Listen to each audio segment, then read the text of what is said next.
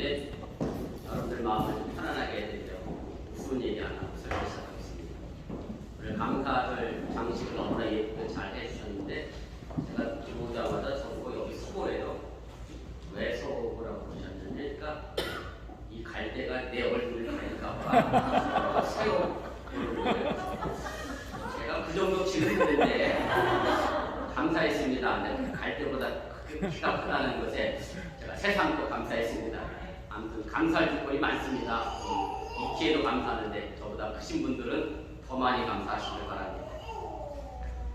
우리가 흔히 감사를 감정의 문제라고 생각을 합니다. 그리고 좀 더 생각해 보면 이성의 문제다라고 생각을 하기도 합니다.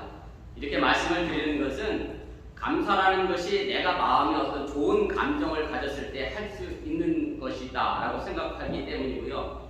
더 나아가 내가 고마움을 깨달았을 때 할 수 있는 것이기 때문에 이성의 문제라고도 생각을 하게 됩니다. 그리고 이 말씀은 내가 누군가에게 어떤 분명한 이유가 있을 때 감사할 수 있다라는 말로도 설명을 할 수가 있습니다. 그런데 성경은 이런 감정과 이성과 상관없이 감사하라 그렇게 명령을 하고 있습니다. 감사할 마음의 조건과 분명한 있어 깨달음이 있을 때 감사를 하는 것인데 성경은 그 조건과 관계없이 감사를 말 그대로 명령하고 있다는 얘기입니다. 이것을 다른 말로 설명한다고 하면 감사는 감사의 조건이 만드는 것이 아니라는 것이 성경의 가르침이라고 하는 얘기입니다.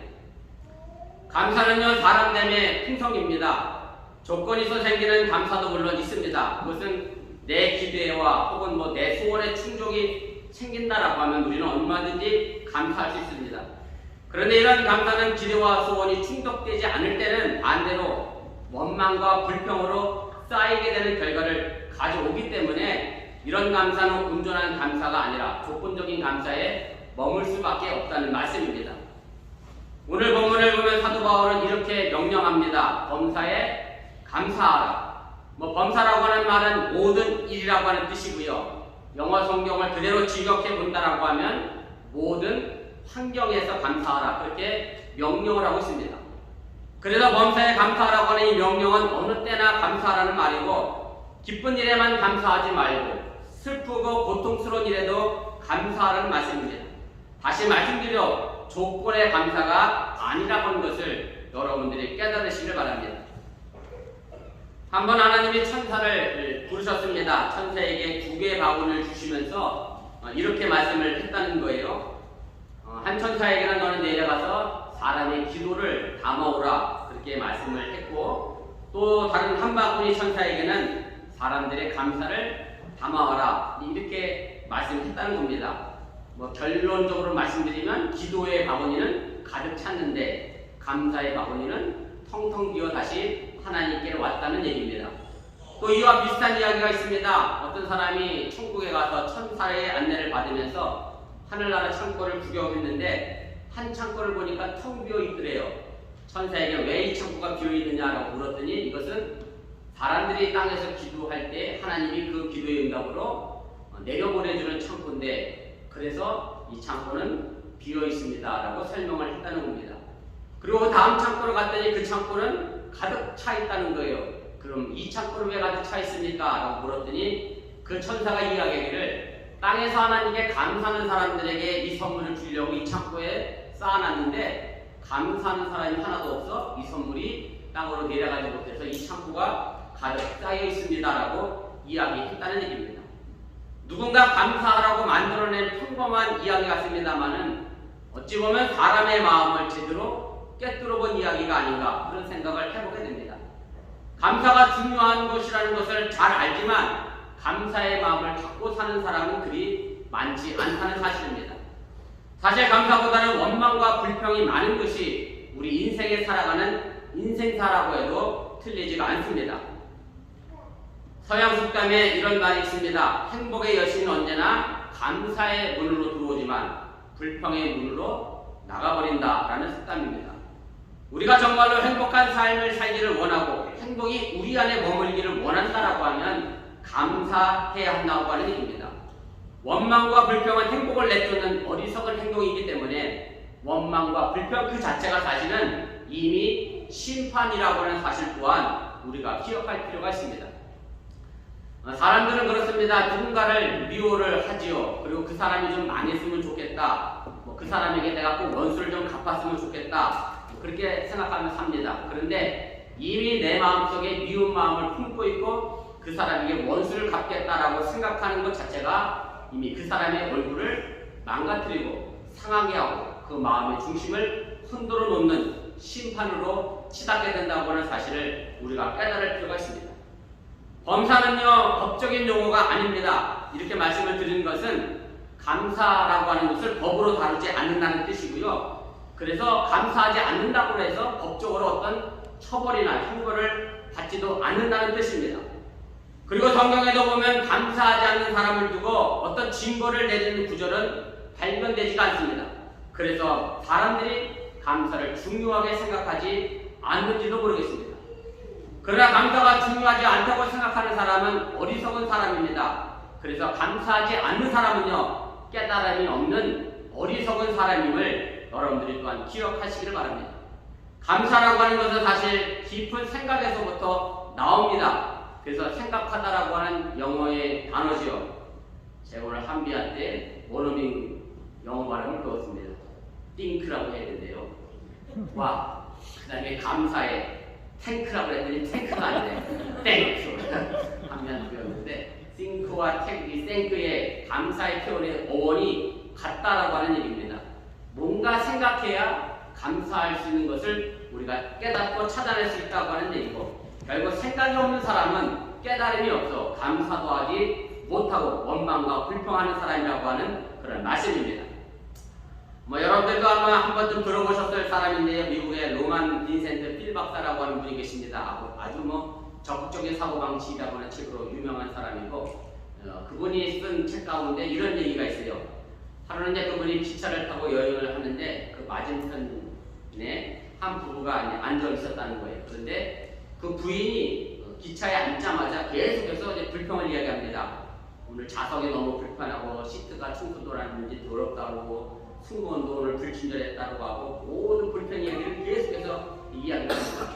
그러다가 이제 서로 인사를 나누다가 그 남편이 자기의 직업에 관한 이야기를 했다는 거예요. 저는 변호사고 제 아내는 제조업에 종사합니다. 여러분들과 같은 제조업에 종사했나봐요. 이렇게 얘기를 했더니 필 박사가 그 변호사 된 남편에게 이렇게 물어봤대요. 그럼 부인은 어떤 제조업에 종사하십니까? 그랬더니 남편이 하시는 얘기가 제 아내는 불평을 만들어내는 제조업자입니다. 라는 우스갯소리겠지요. 이런 얘기를 했답니다. 우리는 감사의 절기를 지내면서 정말 나는 무엇을 제조하는 사람인가를 좀 깊이 생각해 볼 필요가 있습니다.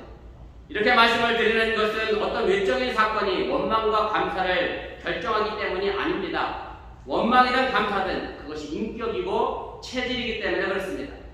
다시 말씀드리면 힘든 일이 생겨 원망하는 것이 아니라 이미 불평이 몸에 배어 있다는 말씀입니다.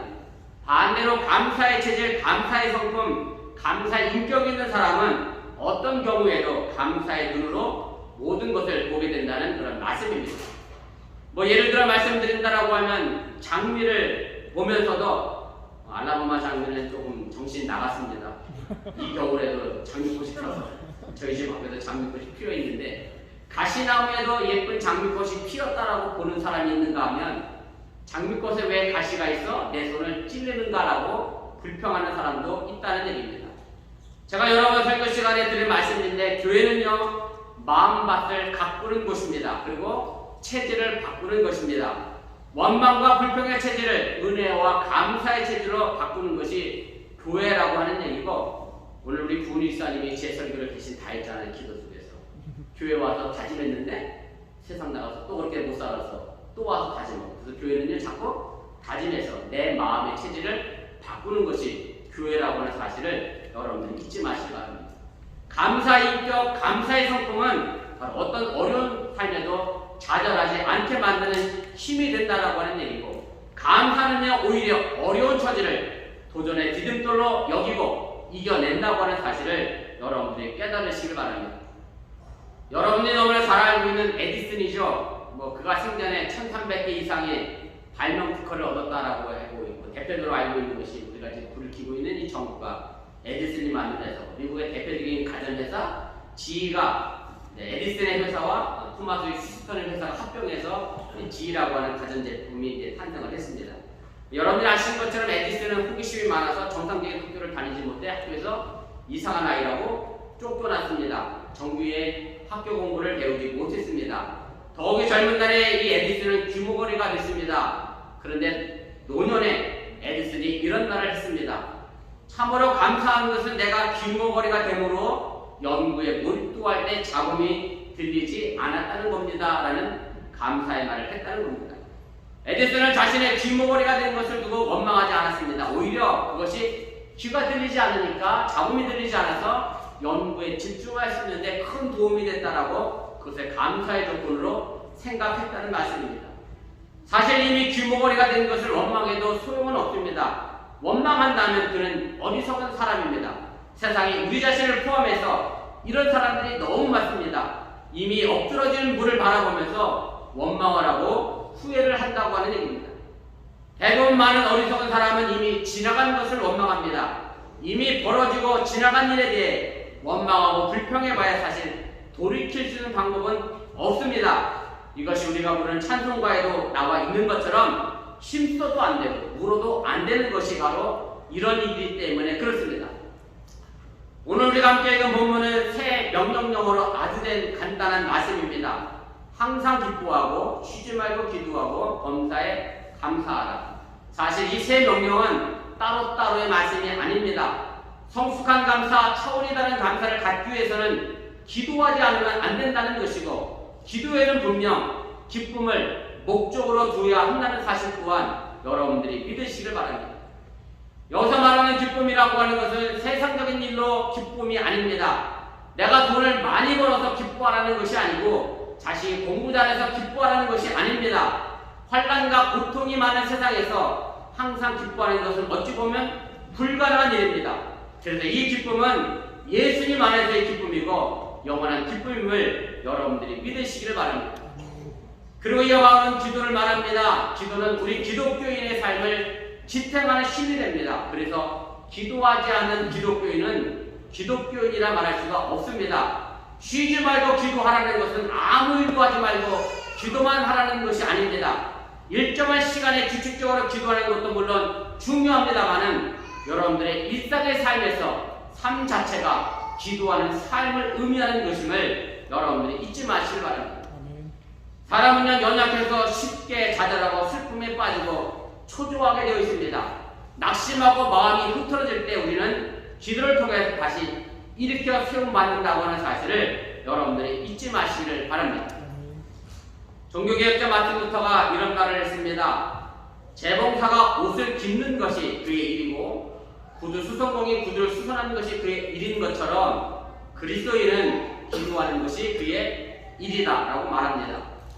우리가 지금 당면한 문제가 비록 기뻐할 일이 아니고 슬퍼할 일이고 고통스러운 일이라 할지라도 하나님의 인도하심과 섭리하심을 읽고 기도하면 우리의 아픔과 고통이 내일의 기쁨으로 이해되어지고 받아들여지게 되는 것이고, 그러게 되면 모든 환경에서 우리는 항상 감사할 수 있음을 여러분들이 믿으시기를 바랍니다. 뉴욕에 가보신 분들은 알겠습니다만 엠파이어 스테이트 빌딩이 있습니다. 뉴욕주의 또 다른 별칭이 엠파이어 스테이트잖아요. 층수가 102층입니다. 저도 뉴욕에서 연회할 때, 집사람하고 연회할 때 연회를 하시고요. 애니얼 컨퍼런스 할 때 뉴욕에서 저도 엠파이어 스테이트에 올라갔습니다. 그런데 102층으로 졌어요. 한국 사람 생각은 그렇잖아요. 100층이면 100층이지, 딱 떨어지게 지치. 하필 102층이냐, 이런 의구심을 가질 수도 있겠는데, 아시는 분도 계시겠습니다만 이건 역사적 사실에 근거를 하고 있습니다. 1620년이죠. 9월 16일에 영국에서 청교도 109명이 신앙의 자유를 찾아 미국 매사추세츠에 도착을 합니다. 그리고 그의 겨울을 지나는 동안 그들의 반 이상이 추류와 풍토병으로 죽게 됩니다. 사랑하는 가족과 이웃을 잃었습니다. 그리고 살아남은 사람들이 인디언들의 도움으로 옥수수 농사를 지어 그 다음에 인디언들과 함께 추수에 대한 감사 축제를 3일 동안 열었는데 바로 이것이 추수감사절의 기원입니다. 그리고 이 엠파이어 스테이트 빌딩은 바로 이 102명의 청교도를 기념하기 위하여 102층으로 지어지게 됐습니다. 그냥 세워진 엠파이어 스테이트 빌딩이 아니라고 하는 얘기입니다. 믿음의 조상 102명의 합심 있는 뜨거운 기도가 있었고 그 기도 속에 그들은 하나님의 놀라운 은총에 대한 감사를 경험했고 그 신앙의 유산이 바로 엠파이어 스테이트 빌딩 102층에 담겨진 의미라고 하는 말씀입니다. 오늘의 이 미국이 102명이라고 하는 청교도가 나라의 신앙의 조상이었던 것처럼 여러분들은 어번교회 조상들입니다. 그 청교도 102명의 기쁨의 수확을 위한 합심 있는 기도가 감사의 은총을 입은 것처럼 여러분들도 기도하시길 바랍니다. 그리고 이 감사의 기도가 훗날 여러분들의 가정과 교회 속에서 엠파이어 스테이트 빌딩 102층보다 더 높은 것들을 세워나갈 수 있는 힘이요 능력이 된다고 하는 사실 또한 여러분들이 믿으시기를 바랍니다. 프랑스 격언 가운데 이런 말이 있습니다. 피해는 모래 위에 써놓되 은혜는 대리석에 써놓으라. 우리나라에도 비슷한 속담이 있죠. 원수는 물에 새기고 은혜는 돌에 새겨라. 원망과 불평과 시기와 증오의 마음을 물에 써넣어 기도의 바람으로 날려보내시기를 바랍니다.